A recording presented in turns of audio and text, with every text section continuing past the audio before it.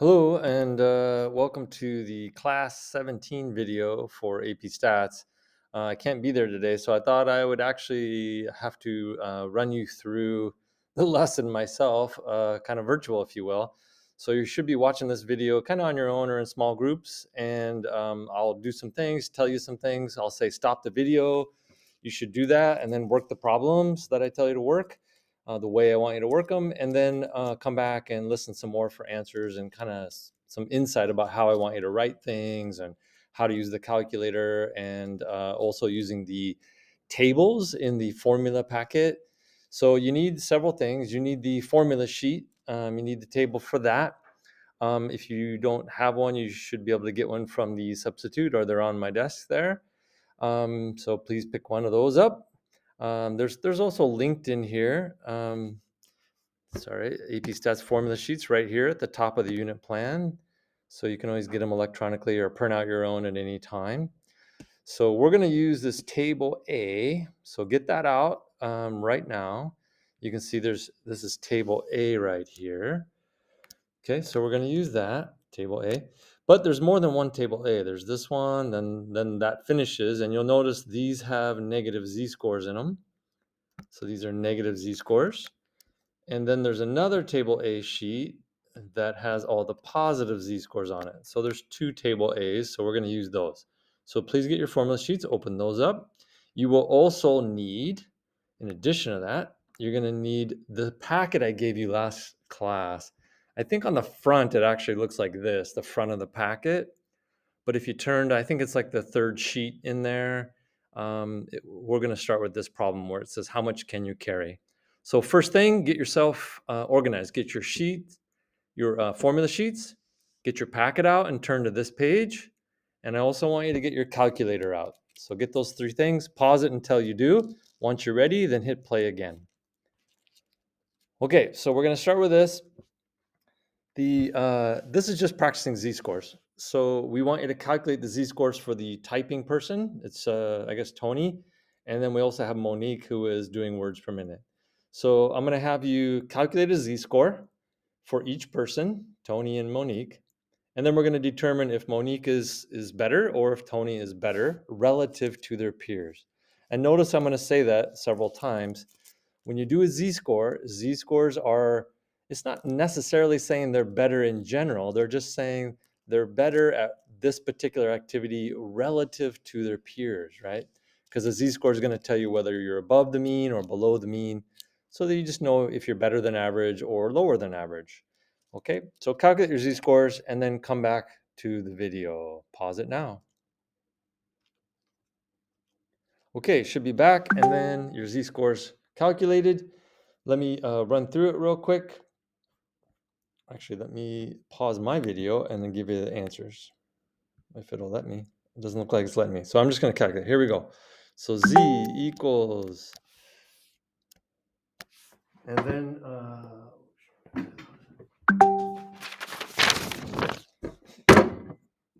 and I'm going to put a little notation out here for Tony. So the z-score for Tony, 40 minus 32.4. Whoops, sorry. 32.4. I haven't had to use this ever since we were at distance learning. And divided by our standard deviation. And when you throw that in the calculator, you'll get 0.792. And then for the next one, for Monique, 34 minus 22.8. And if maybe you just want to fast forward this piece because it's kind of cumbersome for me to write these out, and it takes me longer than it should. 5.1 on the standard deviation. This formula is really important. We're going to use it over and over and over again, and you should know it inside and out and how it relates to the normal curve. But we'll get to that. Okay, so here's your two z-scores. So a bigger z-score means that it's further away from the mean or above the mean if it's positive especially, right? So a positive 0.79, it's a little bit above average, so better than average, but it's not as high as Monique was. Monique is much higher than the average. 2 standard deviations away from the mean is really extreme. It's out there, so that makes them very unusual. Okay, so we would say Monique is better than Tony, but only relative to their peers, not just, in general with everything, because obviously these are two different things, right? Typing and writing are two different things. So that's why we do z-scores, so that you can compare them and just kind of have an idea of who's further away from the mean than the other. Okay, again, we're going to do the next problem. You can pause the video, calculate your z-scores for the next problem, the one with the competition sled dogs here. And we will see if Brute is better or if Jet is better relative to their peers. I'm not going to go through the whole calculation because I just did one. So pause the video, calculate your z-scores, and then come back. Okay, so just the final answers on this one. The z-score for Jet was a negative 1.84. And the z-score for Brute was a negative 0.77. Wow, this is really ugly writing. I'm sorry. Okay, so these are negative, so you got to be careful. Since they're both negative, they're both below the mean. They're both less than average. They're both not as good, right? So we just say, okay, these are below the mean, but who's worse? Like who's further away from the mean? Well, that would be Jet, right? Jet would be worse because they're a negative 1.8 away from the mean in the negative direction. But Brute is only 0.77 away in the negative direction. So we would say Brute is actually better relative to their peers, but they're both below mean, right? They're both below the mean. So they're both not great relative to their peers, but Brute would be better. Okay, next problem. I want to take a look at this. We'll practice the calculator a little bit on this one. Okay, so you could pause and take a look at it real quick. But you've got a bunch of tankers that are carrying oil, and they carry thousands and thousands of tons of oil, and they get 50 tankers, and they get these parameters on here. So 256,000 and 47,000 for mean and standard deviation, and they want percentile rank. So let's do something real quick. You're going to notice that when we get to the next set that you're going to have to draw out normal curves. We want you to practice showing your understanding by doing this. So I can do it a couple different ways. I'm going to fudge this a little. I'm going to do it with z-scores right off the bat. And you might be thinking, it's not asking for a z-score, Wacha. And I'm like, yeah, that's okay. Because I'm going to calculate anyway, and I'm going to put it on here. All right, but I know it's asking for 95% of the ships. 95% of the ships. Okay, so that's going to be quite a bit, right? That's going to be most of it over here. So this, let's just say this is the piece, that represents 95% of the area under the curve. And there's this little piece over here that's 5% left over, right? And then this goes all the way to negative infinity over here. So it just keeps going and going and going. And this represents our 95%. Now, last class, I showed you how to use norm CDF, but I did not show you how to use inverse norm. So if you grab your calculator, oh, that's always so messy, isn't it? Let me just screenshot this then. And then I can come back to it after I erase it. Okay, sorry. Finagling things. Okay, so I'm here. Last time we did norm CDF, like I said, this norm CDF, but this time I want to show you how to use inverse norm. So you go to your tools, and you can just start with a fresh calculator page. So maybe I'll do that just so that we're all on the same page. So brand new document, calculator page. We're going to go to statistics, distributions, statistics, distributions. The second one down is the norm CDF, which we saw before, but then today I want to use inverse norm. Okay, so I'm going to put in that 0.95 area. Inverse norm will always take whatever area you tell it, but all the way down to negative infinity. Like it takes all this area that you want it, like whatever you type in there, all the way to negative infinity. So it's never between two values. it's always from some specified cutoff that you want all the way to negative infinity, okay? So I put 0.95 in there because that's what we're talking about. And I just use 0 and 1 because this is going to tell me what my z-score is. Okay, 1.645 is this. Now this is a really special number, 1.645. Why is that special? Well, let me try and make sense of it for you. Okay, I got this back.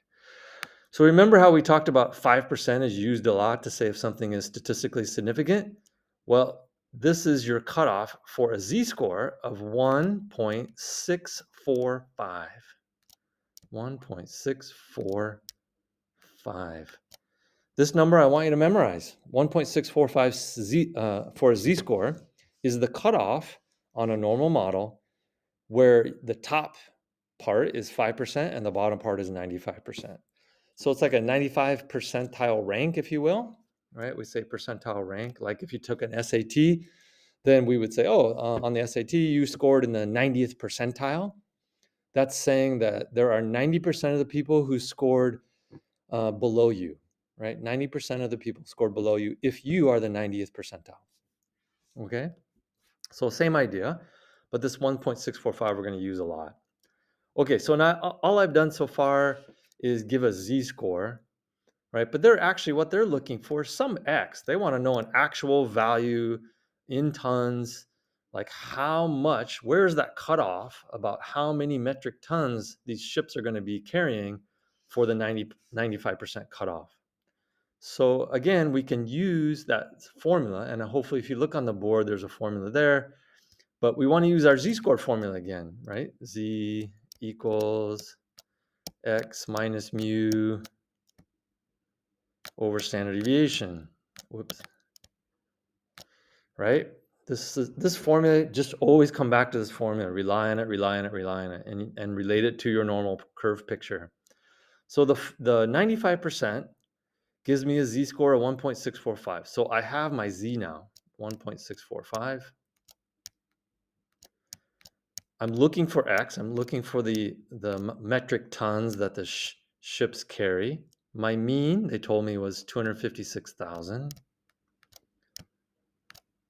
And again, sorry for writing slow, but it's the best I can do. Okay, and then standard deviation 47,000. So you put all that in. And I know, yeah, sure, we know algebra. We could solve this by hand if we wanted, and we could find X, right? But normally on a test or something, this is all I'm gonna write. And then I'm gonna cheat and I'm gonna go to the calculator. Let me screenshot that again. I'm gonna go to the calculator and just have it do it for me, right? So to solve for X, it's actually really easy. Sorry, I gotta get rid of all this stuff that I wrote. Whoops, get rid of that. Back to the calculator. So we are going to do a norm CDF now, right? You can just type it in, or if you've got your handheld, you're probably gonna wanna go statistics. Wait, no, sorry, I want inverse norm again. Sorry. Just scroll up and copy this down. And you'll notice that I have 0 and 1 here for my mean and standard deviation. So instead of that, I'm going to use the real mean of 256,000.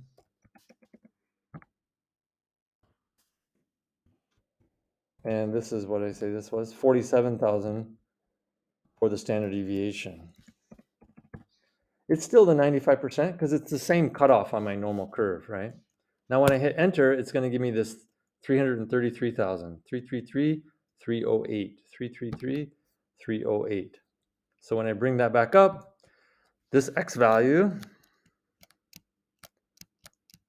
is 333,308 metric tons of oil. Now, what does this mean again? I could put units on here, put your units on it. What does this mean? Well, that's the cutoff. So in context, it says 95, well, I got to say this. I'll say it the wrong way. This is actually the wrong way of saying it. The wrong way of saying it is that 95% of the ships carry 333,000 metric tons or less. That's actually wrong. It feels like it should be right, and kind of technically maybe you're kind of right. But what we're really doing when we do these things is we're trying to say, if I were to randomly select a ship what would be the probability, right, that it would be below some value or whatever. So the correct way of saying it was be like, well, if I randomly selected a ship, then 95 or there's a 95% chance that it would be carrying 333,000 or less. That's really the technical right way to do it. Since we do have parameters, right? Since we do have parameters, then you can kind of fudge it a little and say, yeah, okay. You could probably say that about or most likely or approximately, you know, 95% of the ships would be carrying 333,000 metric tons or less. Okay. Try to stick to the idea of one, though. It becomes really important as we get into inference later. Okay, so that's that problem. I showed you how to use inverse norm on the calculator now, which we had never done before. Hope that helps. Okay, so grab your formula sheets and the table that I showed you, and we are going to go to the very front of your packet to this problem. And I'm only going to do like a couple of these. I won't do them all. The answers to these are posted. You can find them. They're posted like this. Okay, so you can find the answers to these. I just want to do a couple and just show you what's expected when you do a test or an AP problem, like on an AP test, what you're expected to actually write out for these problems. They're not very hard, like all of these problems here, just use the norm CDF. So you're really just using norm CDF on your calculator, and I think you can figure out the actual values. But on this first set, I want to teach you how to use the tables. Okay, so we're going to practice using the tables. Where did I put those? Here. Okay, so using the norm CDF will accomplish the same goal, but you should just know how to use the tables. It's good to know, and it's just good to work with. Okay, so I'm looking for the probability, right, P, the probability that a z-score is less than negative 2.3 or 2.36. It's important to have two decimals. Negative 2.36. Negative 2.36. Okay, so I'm going to go to my z-score table, and you have all these options. And notice they give you a little diagram of what they're talking about, right? The probability is the area left of the z-score. Negative 2.36. So here's negative 2.3. I hope you can see it on the left. And then you'll see at the top, they have an extra decimal. So if I want 2.36, I got to use my 2.3, but I also have to add on the 0.06 to it. So you just follow these down and follow these over, and you will get to an area. So for a z-score of negative 2.36, okay, you got it, I hope, 0.0091. 0.0091. So this is equal to 0.0091. Okay? You can do the same thing using norm CDF on your calculator. Just try it. Just put in norm CDF, go from negative infinity up to negative 2.36. Make sure you're using 0 and 1, right, for the mean and standard deviation. And it should pop it out. It should pop out 0.0091 as well. Okay? The only thing we're asking you to add on to this, in this case, is maybe a picture. It's nice to have a general idea of what we're talking about. So if this is a normal curve, and by the way, you need to label it with the N for normal model, put in your mean. In this case, I'm using z-scores, so I'm just going to use 0 and 1. And then I'm going to try and shade in what this is talking about. So negative 2.3 standard deviations is really far away. Here's about 1 standard deviation. 2 standard deviations is over here. This is even further than that. And that's why this probability is so small, because you're talking about an area that's really teeny tiny over here. Whoops. Really teeny tiny area. So that has an area of 0.0091. It represents the probability of having a z-score, finding a z-score for something that's that small. Okay, and keep in mind again, you're going to come up with a z-score for this because it's going to relate to something. You're going to say, oh, how unusual is Tony on the 100-meter race? What, looking at his time in seconds, and you're going to say, oh, he had a negative 2.3 z-score, so he was really far below the mean. He's not very fast, right? Because his z-score was so slow, right? Actually, would it be the other way for the 100 meters? Because you want to be fast, right? Actually, I think it'd be better. Well, he's below the mean time-wise, so he's actually really fast. So negative 2.36 would be really, really fast in this case. It's just a low probability, though, so it's really high. Okay, if we were going to do the other side, you can think about that on your own. We can talk about it in class when I get back. Okay, so we want to think about the other side. This is saying z is greater than that. So now you're just talking about the other piece of it, all this stuff in here.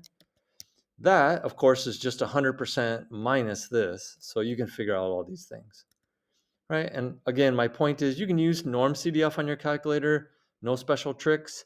You just need to maybe put a little picture on it to make it better.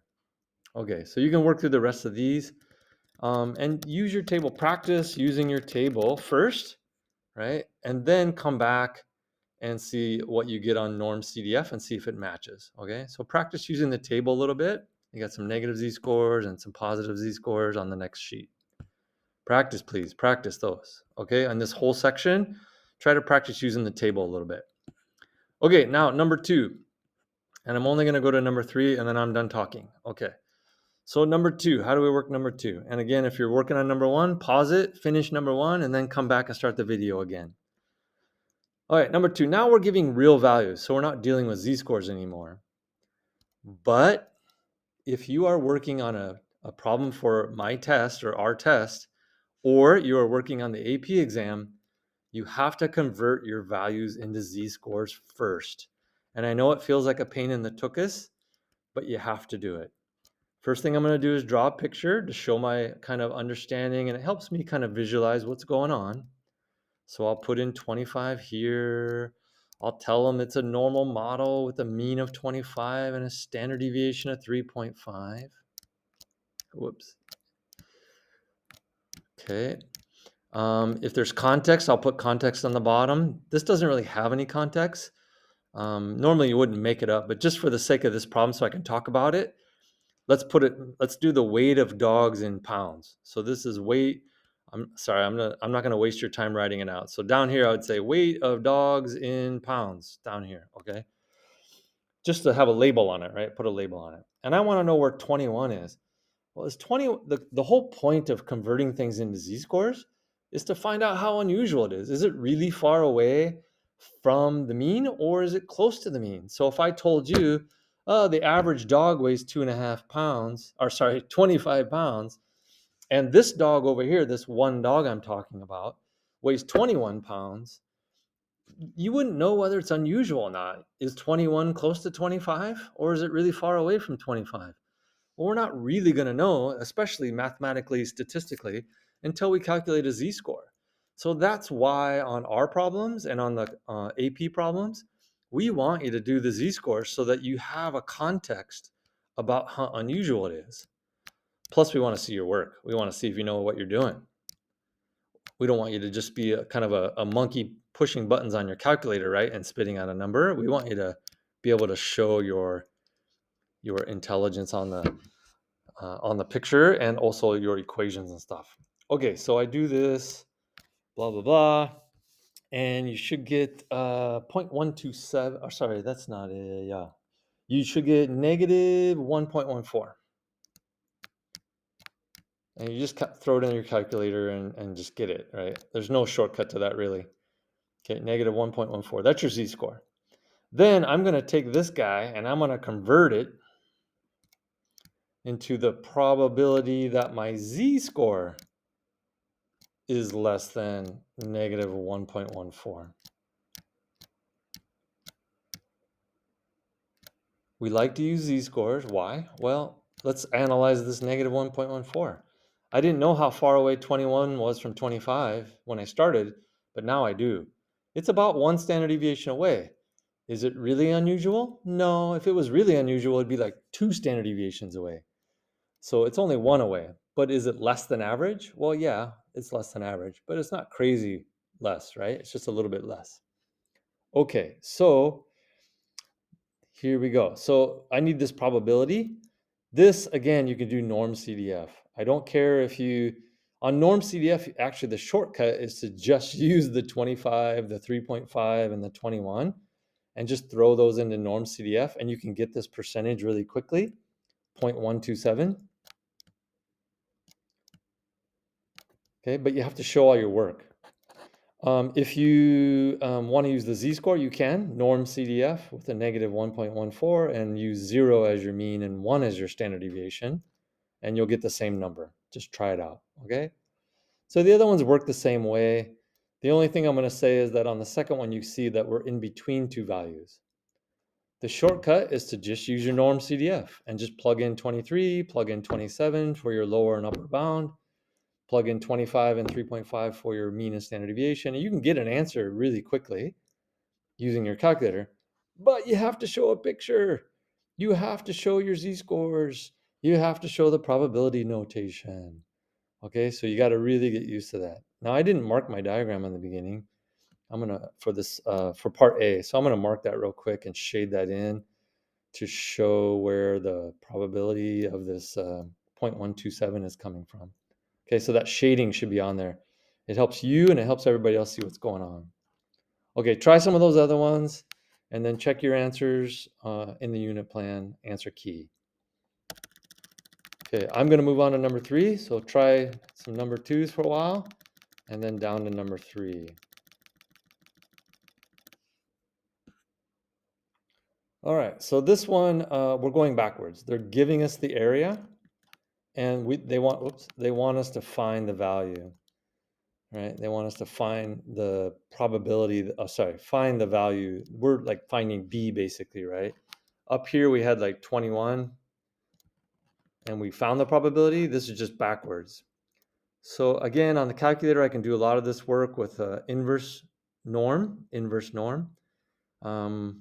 Yeah, let me do these two right away. So this 21 and the 25, 3.5. Let me do that real quick. So 21, 25, 3.5.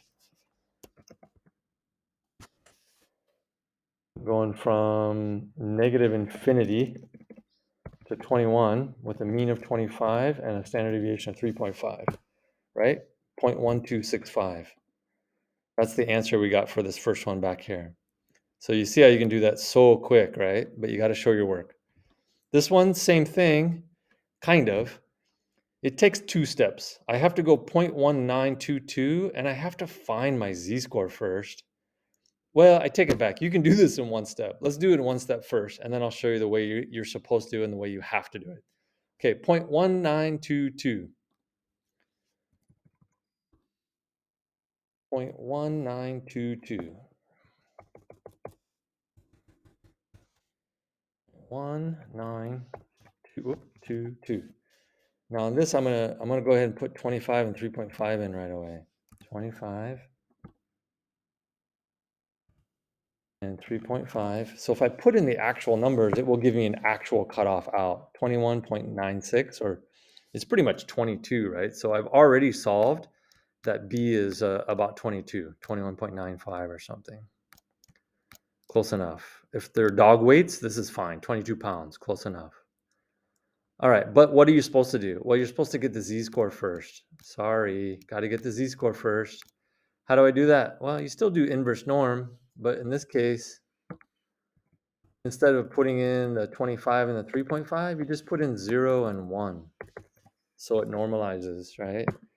So I get a negative 0.867. So z-score is negative 0.867. I think that's what I said, right? No, 0.870, sorry. Okay, that's my z-score. That does give me information though, right? It tells me that, oh, it's less than 1 standard deviation below the mean. Okay, I would draw a picture, la la la, right? And 0, 1, blah, blah, blah. I would try to put my 0. I would show where this is at. I would shade that in and try to get an idea of where this 0.19 is from, right? Where's that coming from? Okay, so you should do all that. But yeah, once you get your z-score, then you can do, like, I know we've already done it with the real numbers, but I just want to show you what it looks like if I were Well, no, I would do that. Yeah, well, yeah, it's okay. It's all right. Like I could do a norm CDF with, no, I take it back. Sorry. Sorry, just erase the last 5 seconds of the video. Okay, here we go. So I would kind of plug it into the z-score formula, I guess, is kind of what you could do. So I know that's my z-score, right? And I'm looking for my x, and I know my mean, and I know my standard deviation. Sorry, yeah, this is what you want to be doing, right? So this is showing your work and showing your understanding, right? This piece. And then once you do that, you don't even have to like actually solve this, right? You can go back and do what I did back in the beginning and get that 21.95, just putting in the 25 and the 3.5 in the inverse norm. Okay, so then that will give you that 22 value for that first one. Okay, but again, it's forcing you guys to show your work, show the z-score formula, show a picture, put a little context on it, right? And then you can get your answer however you want after that. But you have to show your work first, show z-scores, blah, blah, blah. All right, end of the video. That's all I needed to show you today. Thanks for listening and working hard. And we can clean things up. We got another day of review and practice, so we can clean things up if you guys have questions, or come in and see me anytime. Bye.